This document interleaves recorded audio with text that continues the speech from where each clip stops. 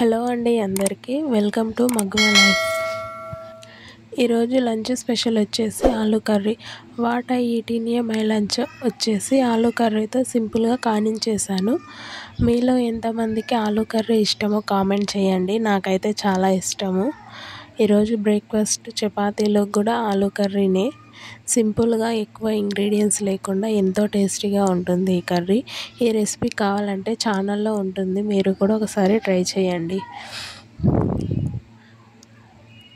లంచ్లోకి ఇలా ఆలూ కర్రీతో తింటే ఎంతో యమ్మీగా అనిపించింది.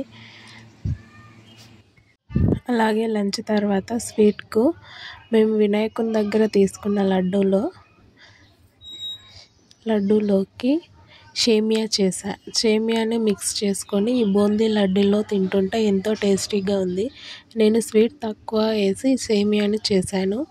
స్వీట్కు ఈ బూందీని కలుపుకొని తినడం వల్ల ఎంతో టేస్టీగా అనిపించింది.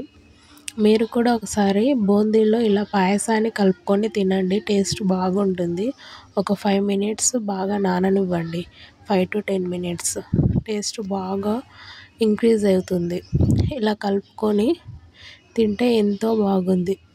చాలామందికి ఇలా తినడం తెలుసో తెలీదో నాకు తెలియదు, కానీ నేనైతే ఇలా ఫస్ట్ టైం ట్రై చేసా. అయినా టేస్ట్ కూడా చాలా ఎన్హాన్స్ అయింది. ఒకసారి ట్రై చేయండి. చూసారుగా, చూడడానికి ఎంతో కలర్ఫుల్గా టెక్స్చర్గా అనిపించింది. ఒక 10 minutes 5 to 10 minutes నానించి తింటే మెత్తగా అలా తింటుంటే నోట్లో కరిగిపోతుంది వెన్నలాగా. మీకు నా వీడియోలు నచ్చితే సబ్స్క్రైబ్ చేసి లైక్ చేయండి.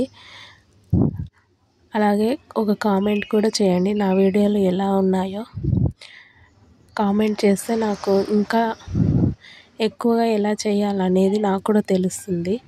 ఒకసారి కామెంట్ చేసి లైక్ చేయండి, సబ్స్క్రైబ్